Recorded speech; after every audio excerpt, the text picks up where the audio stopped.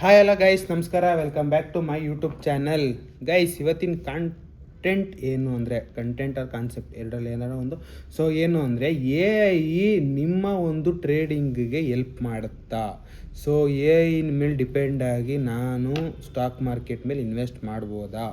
A I ಹತ್ರ ಕೇಳಿ, suggestions ಕೇಳಿ, ಹೆಲ್ಪ್ ಕೇಳಿ ಇನ್ವೆಸ್ಟ್ ಮಾಡ್ಬೋದಾ?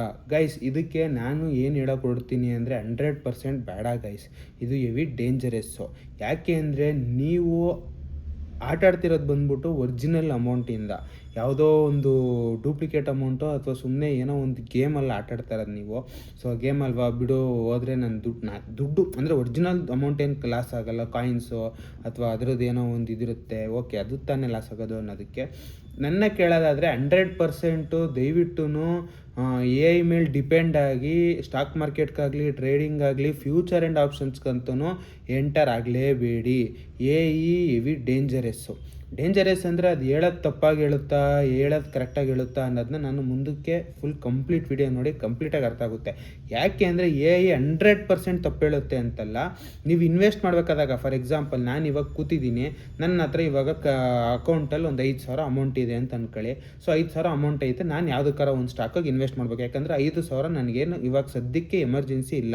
ಸೊ ನಾನು ಒಂದು 3-4 ತಿಂಗಳು ಅಮೌಂಟ್ ಇಲ್ಲ ಅಂದರೆ ನಾನು ಹೆಂಗೋ ನಡೆಯುತ್ತೆ. ಅಂದರೆ ಬೇರೆ ಅಮೌಂಟ್ ಇರುತ್ತೆ. ಸೊ ಒಂದು 5,000 ಡೆಡ್ ಇನ್ವೆಸ್ಟ್ಮೆಂಟ್ ನನ್ನ ಹತ್ರ ಇವಾಗ ಸದ್ಯಕ್ಕೆ ಅದನ್ನೇನು ಯೂಸ್ ಮಾಡೋ ಥರ ಇಲ್ಲ. ಆ ಥರದೊಂದು ಇನ್ವೆಸ್ಟ್ಮೆಂಟ್ ಐತೆ. ಸೊ ನಾನು ಇವಾಗ ಏನು ಮಾಡ್ತೀನಿ, ಇಮಿಡಿಯೇಟಾಗಿ ಓಪನ್ ಮಾಡಿಬಿಟ್ಟು ಇನ್ನು 3 ತಿಂಗಳಲ್ಲಿ ಯಾವ ಸ್ಟಾಕು ಹೈ ಆಗಿ ಹೋಗುತ್ತೆ, ಯಾವ ಸ್ಟಾಕು ಅಬೌಟ್ 20% ಬರುತ್ತೆ, ಯಾವುದು ಏನು ಎತ್ತ ಅಂತ ರಿಸರ್ಚ್ ಮಾಡ್ತೀನಿ. ಸೊ ಅದೊಂದಷ್ಟು ರೆಫರೆನ್ಸ್ ಕೊಡುತ್ತೆ.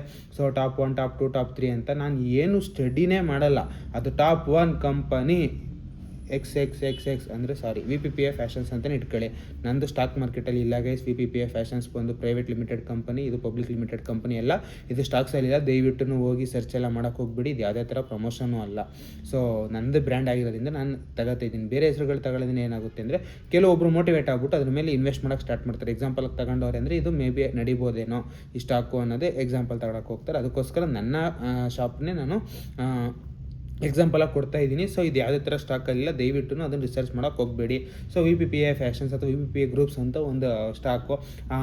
ಓಕೆ, ಟಾಪ್ 1ಅಲ್ಲಿ VPPA ಗ್ರೂಪ್ಸು, ಟಾಪ್ 2ಅಲ್ಲಿ VPPA ಫ್ಯಾಷನ್ಸ್, ಟಾಪ್ 3ಅಲ್ಲಿ VPPA ಟೆಕ್ಸ್ಟೈಲ್ಸ್ ಎಕ್ಸೆಟ್ರಾ ಒಂದು 3-4 ಶೇರ್ ತೋರಿಸ್ಬಿಡುತ್ತೆ. ಓಕೆ, ಇವಾಗ ಫಸ್ಟ್ ಓಪನ್ ಮಾಡ್ತೀರಾ. VPPA ಗ್ರೂಪ್ಸು ಟಾಪ್ 1ಅಲ್ಲಿ ಐತೆ. ನಾನು ಏನು ಸ್ಟಡಿ ಮಾಡಲ್ಲ ಗೈಸ್. ನಾನು ಅದು ಏನು ಇದಾಗುತ್ತೆ. ಆ್ಯಕ್ಚುಲಿ ChatGPT ಬಂದು ಕಂಪ್ಲೀಟಾಗಿ ಇನ್ಫಾರ್ಮೇಷನ್ ಕೊಡುತ್ತೆ. ಸೊ ಇದು ಇವಾಗ ಶೇರ್ ಪ್ರೈಸ್ ಇದಿದೆ, ಸೊ ಇದು ಇಷ್ಟಕ್ಕೆ ಹೋಗುತ್ತೆ, ಏನಕ್ಕೆ ಅಂದರೆ ಕಂಪ್ನಿ ಇದೆ, ಚೇಂಜಸ್ ಆಗ್ತಿದೆ, ಇದು ಎಕ್ಸೆಟ್ರಾ ಅಂತ ಒಂದು ಸ್ವಲ್ಪ ಎಕ್ಸ್ಪ್ರೆಷನ್ ಕೊಟ್ಟಿರುತ್ತೆ. ಬಟ್ ನೀವು ಅದೇನು ಓದಲ್ಲ. ಏನು ಮಾಡ್ತೀರಾ, ಹೋಗ್ಬಿಟ್ಟು ಇನ್ವೆಸ್ಟ್ ಮಾಡ್ತೀರಾ.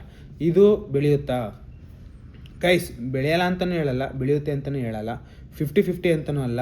20-30% ಬೆಳೆಯೋ ಚಾನ್ಸಸ್ ಇರುತ್ತೆ. ಇನ್ನು 60-70% ಚಾನ್ಸೇ ಇಲ್ಲ. ಸೊ ಲಾಸ್ ಆಗೋ ಚಾನ್ಸಸ್ಸು ಇರುತ್ತೆ. ಯಾಕೆ ಅಂದರೆ ಅದು ಅನಾಲಿಸಿಸ್ ಮಾಡುತ್ತೆ ಅಷ್ಟೇ. ಸೊ ಅದು ಅನಲೈಸ್ ಮಾಡುತ್ತೆ, ಓಕೆ ಇದು ಈ ಥರ ಅಂತ. End of the day A ಐನ ಜನ್ರೇಟ್ ಮಾಡಿರೋನು ಒಬ್ಬ ಹ್ಯೂಮನ್ನೇ. ಸೊ ಇದನ್ನು ತಲೆಯಲ್ಲಿ ಇಟ್ಕೊಳ್ಳಿ ಗೈಸ್. ಎ ಐನ ಪ್ರಿಪೇರ್ ಮಾಡೋನು, ಗೈಡ್ ಮಾಡೋನು ಒಬ್ಬ ಹ್ಯೂಮನ್ನು. ಸೊ ಇವಾಗ ಏನಾಗುತ್ತೆ, ನೀವು ಏನೇನು ಯೋಚನೆ ಮಾಡಿ, ಏನೇನು ಸ್ಟಡಿ ಮಾಡಿ, ಏನೇನು ಮಾಡ್ತೀರೋ ಅದನ್ನು ಕೆಲಸ ಮಾಡ್ತಾ ಇರುತ್ತೆ ಅಷ್ಟೇ. ಬಿಟ್ಟರೆ ಬೇರೆ ಇನ್ನೇನು ಅದು ಗ್ರೇಟಾಗಿ ಏನೂ ಮಾಡಲ್ಲ. ಸೊ ಇದು ಏನಕ್ಕೆ ನಾನು ಆ ಥರ ಡಿಪೆಂಡ್ ಆಗಬೇಡಿ ಅಂತ ಹೇಳ್ತಾ ಇದ್ದೀನಿ ಅಂದರೆ ಗೈಸ್, ಇವಾಗ ಸಿಂಪಲಾಗಿ ಒಂದು ಹೇಳ್ತೀನಿ. ನಾನಿವಾಗ ಒಂದು 10 ಶೇರ್ಸ್ ಹೆಸರು ಹೇಳ್ತೀನಿ ಗೈಸ್. 10 ಶೇರ್ಸ್ ಹೆಸರು ಹೇಳ್ತೀನಿ. ಹೋಗಿ ಸುಮ್ಮನೆ ಇನ್ವೆಸ್ಟ್ ಮಾಡಿ. ಅದರಲ್ಲಿ ಒಂದು ಶೇರ್ಗೆ ಇನ್ವೆಸ್ಟ್ ಮಾಡಿ. 10 ಶೇರ್ಗೂ ಇನ್ವೆಸ್ಟ್ ಮಾಡಿಬಿಡಿ. ಅದರಲ್ಲಿ ಒಂದೊಂದು ಶೇರ್ಗೆ ಇನ್ವೆಸ್ಟ್ ಮಾಡಿ.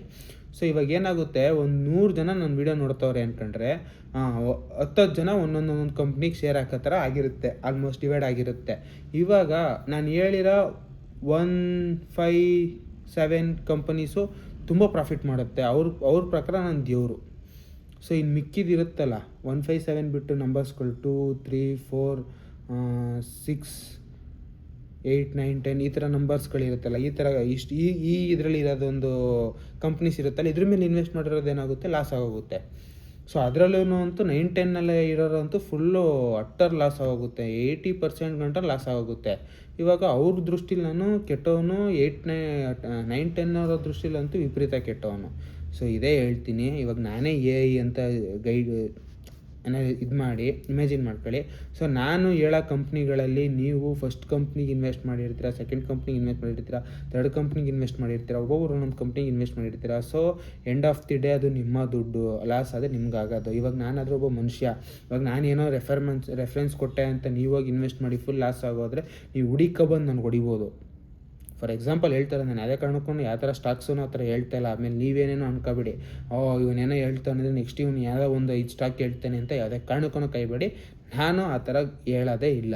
ಬೇಕಾದ್ರೆ ಯಾವುದಾದ್ರೂ ಮಾರ್ಕೆಟ್ ಬಗ್ಗೆ ನಿಮ್ಗೆ ಬೇಕು, ಸಜೆಷನ್ಸ್ ಬೇಕು, ಐಡಿಯಾಸ್ ಬೇಕು ಅಂದರೆ ಬೇಕಾದ್ರೆ ಕಮೆಂಟ್ ಮಾಡಿ. ಅದ್ರ ಮೇಲೆ ಬೇಕಾದ್ರೆ ನಾನು ರಿಸರ್ಚ್ ಮಾಡ್ಬಿಟ್ಟು ಹೇಳ್ತೀನಿ. ಅದ್ರ ಮೇಲೆ ಇನ್ವೆಸ್ಟ್ ಮಾಡ್ತಿರೋ ಬಿಡ್ತಿರೋ ಸೆಕೆಂಡ್ರಿ. ನಾನು ಇನ್ವೆಸ್ಟ್ ಮಾಡಿ ಇದಕ್ಕೆ ಅಂತ ಯಾವುದೇ ಕಂಪ್ನಿನೂ ರೆಫರೆನ್ಸ್ ನಾನು ಕೊಡಲ್ಲ. ಸೊ ವೆಯ್ಟ್ ಮಾಡಬೇಡಿ. ಸೊ ಇವಾಗ ನಾನೊಂದು 10 ಕಂಪ್ನಿ ಹೇಳಿರ್ತೀನಿ ಅಂದಿದ ತಕ್ಷಣ ನೀವು ಹುಡುಕಬಂದು VPPF ಫ್ಯಾಷನ್ಸ್ ಲೊಕೇಶನ್ ಹಾಕೊಬಂದು ಇಲ್ಲಿ ನಿಂತ್ಕೊಂಡು ಕೇಳ್ಬೋದು ನನ್ನ, ಯಾಕೆ ಗುರು ಯಾಕೆ ಹಿಂಗೆ ಮಾಡಿದೆ, ನಂಗೆ ಫುಲ್ ಲಾಸ್ ಆಯಿತು, ನಾನು ರಿಕವರಿ ಮಾಡ್ಕೊಡು, ಹಂಗೆ ಮಾಡ್ಬೋದು ಹಿಂಗೆ ಮಾಡ್ಬೋದು ಅಂತ. ಸೊ ನಾನು ಏನೋ ಹೇಳ್ಬೋದು, ನನ್ನ ನಂಬ್ಕೊಂಡು ನೀನು ಯಾಕೆ ಗುರು ಇನ್ವೆಸ್ಟ್ ಮಾಡಿದೆ, ಹೋಗು ಹಂಗೆ ಹಿಂಗೆ ಅಂತ ಮಾತಾಡ್ಬೋದು. ಇಲ್ಲ ಓಕೆ ಪಾಪ ನನ್ನ ಸಬ್ಸ್ಕ್ರೈಬರ್ಸ್ ಅಂದ್ಬಿಟ್ಟು ನಾನು ದುಡ್ಡು ಕೊಟ್ಟು ಕಳಿಸ್ಬೋದು, ಅದು ಎಕ್ಸೆಟ್ರಾ, ಅದು ಬಿಡಿ, ಅದು ನನ್ ಆಫ್ ಮ್ಯಾಟ್ರ್.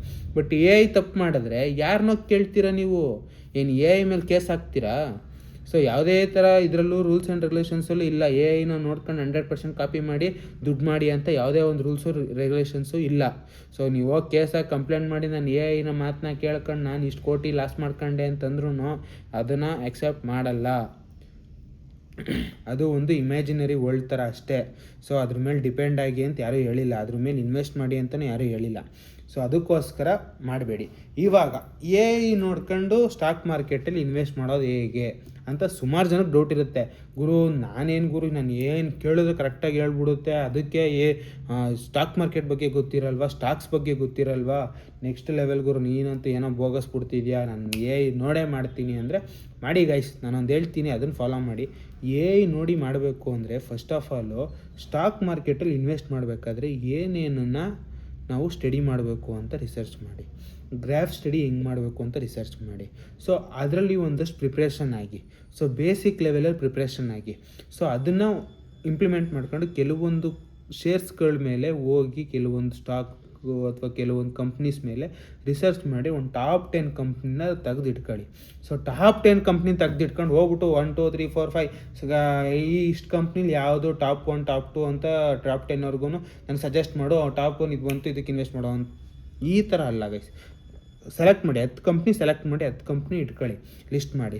ಸೊ ಒಂದೊಂದು ಕಂಪ್ನಿ ಒಂದೊಂದು ಪೇಜಲ್ಲಿ ಬರೆದು, ಸೊ ಹೋಗಿ ಈ ಕಂಪ್ನಿದು ಡೇಟಾಬೇಸ್ ಬೇಕು ನನಗೆ, ಈ ಕಂಪ್ನಿದು P&L ಪ್ರಾಫಿಟ್ ಆ್ಯಂಡ್ ಲಾಸ್ ಹಿಂಗೆ ಕಂಡುಹಿಡಿಯೋದು, ಸೊ ಏನು ಎತ್ತ ಈ ಥರ ರಿಸರ್ಚ್ ಮಾಡಿ ನೋಟ್ ಮಾಡ್ಕೊಳ್ಳಿ. Next page, next company, second company research ಮಾಡಿ ಬರ್ಕೊಳ್ಳಿ. ಆಮೇಲೆ ರಿಸರ್ಚ್ ಮಾಡೋದನ್ನು 100% ಅಲ್ಲೇ ಮಾಡಬೇಡಿ. ಸೊ P&L ಅಕೌಂಟ್ ಬೇಕು ನನಗೆ, ಸೊ ಬ್ಯಾಲೆನ್ಸ್ ಶೀಟ್ ಬೇಕು, ಅದನ್ನ ಹೆಂಗೆ ಹುಡ್ಕೋದು, ಎಲ್ಲಿ ಸಿಗುತ್ತದೆ ನನಗೆ, ಇಂತಿಂಥ ಜಾಗ ಸಿಗುತ್ತೆ, ಹೋಗಿ ಅಲ್ಲೋಗಿ ಡೌನ್ಲೋಡ್ ಮಾಡಿ. ಸೊ ಈ ಕಂಪ್ನಿದು ಕಂಪ್ಲೀಟ್ ಇನ್ಫಾರ್ಮೇಷನ್ ಬೇಕು ಮಾಡಿ.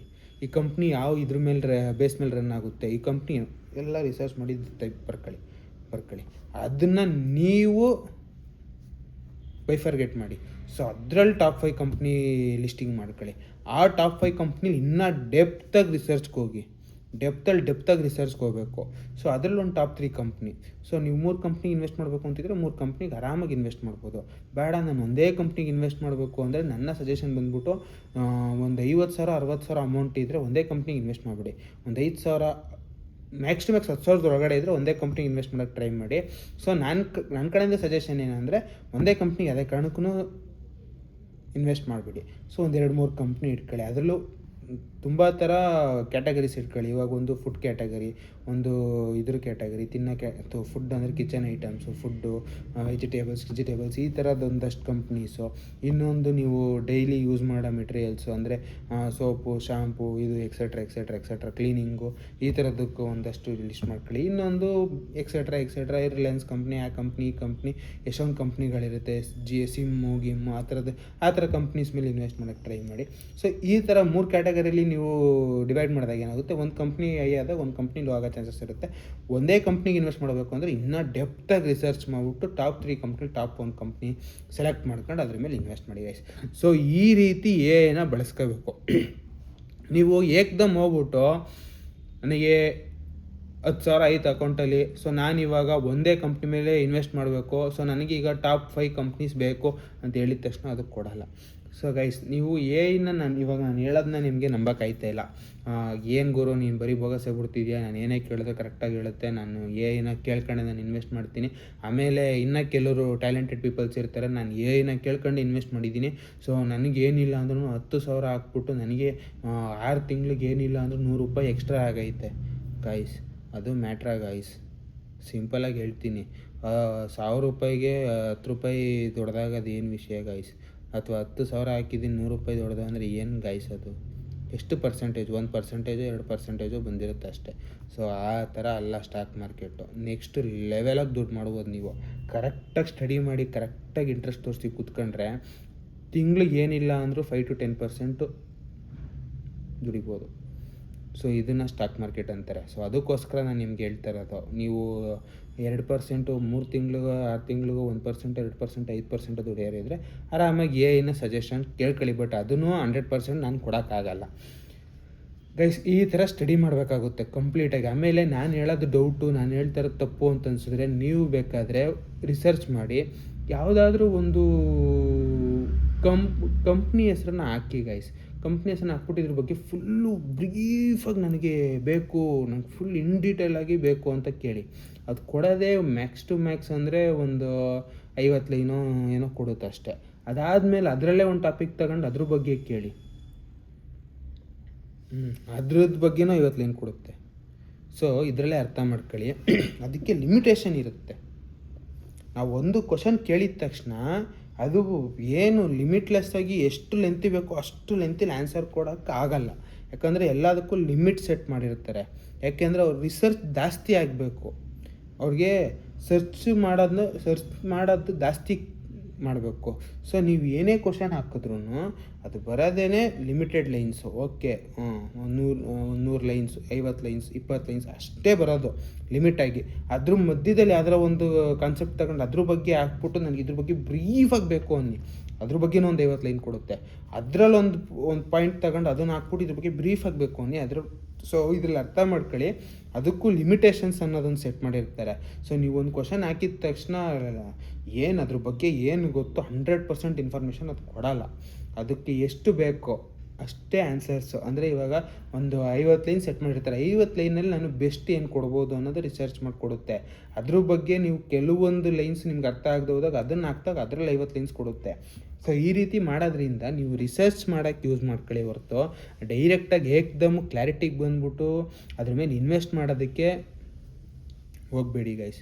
ಹೆವಿ ಡೇಂಜರ್ ಅಂದರೆ ಹೆವಿ ಡೇಂಜರ್ ಅದು. ಯಾಕೆ ಅಂದರೆ ನಿಮ್ಮ ಹತ್ರ ಇರೋ ಇನ್ವೆಸ್ಟ್ಮೆಂಟು ಟೋಟಲಿ ಲಾಸ್ ಮಾಡ್ಕೊಳ್ಳೋ ಚಾನ್ಸಸ್ ತುಂಬ ಇರುತ್ತೆ. ಟೋಟಲ್ ವ್ಯಾನಿಶು ಅಂದರೆ ಝೀರೋಗೆ ಹೋಗಿ ನಿಂತ್ಕೊಳ್ಳೋ ಚಾನ್ಸಸ್ ಇರುತ್ತೆ. ಆಮೇಲೆ ಸ್ಟಾಕ್ ಮಾರ್ಕೆಟ್ ಅನ್ನೋದು ಬಂದ್ಬಿಟ್ಟು ಒಂದು ದೊಡ್ಡ ಸಾಮ್ರಾಜ್ಯ ಇದ್ದಂಗೆ. ಅದರಲ್ಲಿ ಹೊರಗಡೆ ಹೋದ್ಮೇಲೆ ನಿಮಗೆ ಆಚೆ ಬರೋಕ್ಕೆ ಇಷ್ಟ ಆಗಲ್ಲ. ಇವಾಗ ಫಸ್ಟು ಒಂಥರ ಜೂಜಾಟ ಅಂತಲೇ ಅಂದ್ಕೊಳ್ಳಿ. ಇದೊಂಥರ ಪಾಸಿಟಿವ್ ಜೂಜಾಟ. ನೆಗೆಟಿವ್ ಅಂದರೆ ಇಸ್ಪೀಟ್ ಆಡೋ ಥರ ಅಲ್ಲ, ಎಲೆಗಿಲೆ ಆಡ್ತಾರಲ್ಲ ಆ ಥರ ಅಲ್ಲ. ಇದೊಂಥರ ಪಾಸಿಟಿವ್. ಇದ್ರ ಬಗ್ಗೆ ಸ್ಟಡಿ ಮಾಡಿ ಹೊರಗಡೆ ಹೋದಷ್ಟು ತುಂಬ ಇದಿರುತ್ತೆ. ತುಂಬ ನ್ಯಾಕ್ ಇಟ್ಕೊಂಡು ಮಾಡಾದರೂ ತುಂಬ ದುಡ್ಡು ಮಾಡ್ಬೋದು ಗೈಸ್. ಸಿಂಪಲಾಗಿ ಹೇಳ್ತೀನಿ, ಹೊರಗಡೆ ಹೋಗಿ ಒಂದು 100 ಸ್ಟಾಕಿಗೆ ಇನ್ವೆಸ್ಟ್ ಮಾಡಿರ್ತೀರಾ, ಅದರಲ್ಲಿ ಒಂದು 10 ಸ್ಟಾಕು ಪ್ರಾಫಿಟಲ್ಲಿ ಬಂದ್ಬಿಡ್ತು. ಇನ್ನೊಂದು 10 ಸತಿ ನಿಮಗೆ ಇನ್ನೊಂದು 5 ಸತಿ ಲಾಸ್ ಆಗ್ಬಿಡುತ್ತೆ. ಇನ್ನೊಂದು 2 ಸತಿ ಪ್ರಾಫಿಟ್ ಬಂದ್ಬಿಡುತ್ತೆ. ಆಮೇಲೆ ಇನ್ವೆಸ್ಟ್ ಮಾಡೋದೆಲ್ಲ ಲಾಸ್ ಐತೆ ಇರುತ್ತೆ. ಬಟ್ ನಿಮಗೆ ಸ್ಟಾರ್ಟಿಂಗಲ್ಲಿ ಒಂದು 10 ಸತಿ ಗೆದ್ದಿರ್ತಿರಲ್ಲ, ಅದನ್ನೇ ತಲೆಯಲ್ಲಿ ಹೊಡ್ತಾ ಇರುತ್ತೆ. ಓಕೆ, ಗೆದ್ದಿದೆ ತಡಿ, ಇನ್ನೊಂದು ಸತಿ ಅಂತ ಆ ರೀತಿ ದುಡ್ಡು ಮಾಡೋ ಚಾನ್ಸಸ್ ಇರುತ್ತೆ ಗೈಸ್. ಅದಕ್ಕೋಸ್ಕರ ದಯವಿಟ್ಟು ಸ್ಟಾಕ್ ಮಾರ್ಕೆಟಿಗೆ ಬರೋರು ಏನೇನು ಊಹೆ ಮಾಡ್ಕೊಂಡು ಯಾರ್ಯಾರ್ದೋ ಮಾತು ಕೇಳ್ಕೊಂಡೆಲ್ಲ ಎಂಟ್ರಿ ಹಾಕ್ಬೇಡಿ. ಕೂತ್ಕೊಂಡು ಯೋಚನೆ ಮಾಡಿ, ಕ್ಲೀನಾಗಿ ಸ್ಟಡಿ ಮಾಡಿ, 1 ತಿಂಗಳಲ್ಲ, 2 ತಿಂಗಳಲ್ಲ, 1 ವರ್ಷ ಆದರೂ ಚಿಂತೆ ಇಲ್ಲ, ಕಂಪ್ಲೀಟಾಗಿ ಸ್ಟಡಿ ಮಾಡಿ. ಅವಾಗ ನೆಕ್ಸ್ಟ್ ಹೆಜ್ಜೆ ನೀವು ಆಟ ಇಳಿದಾಗ ನೀವು ನೆಕ್ಸ್ಟ್ ಲೆವೆಲ್ಗೆ ಪ್ರಾಫಿಟ್ ಮಾಡ್ಬೋದು ಅಂತ ಹೇಳ್ತಾ ಗೈಸ್ ಈ ವಿಡಿಯೋ ನಿಲ್ಲಿಸ್ತಾ ಇದ್ದೀನಿ. ಇಫ್ ಇನ್ ಕೇಸ್ ಇಷ್ಟ ಆಗಿದೆ ದಯವಿಟ್ಟು ಲೈಕ್ ಮಾಡಿ, ಶೇರ್ ಮಾಡಿ ಅಂತ ಹೇಳ್ತಾ bye guys. Love you, lots of love. Take care guys. Signing off guys.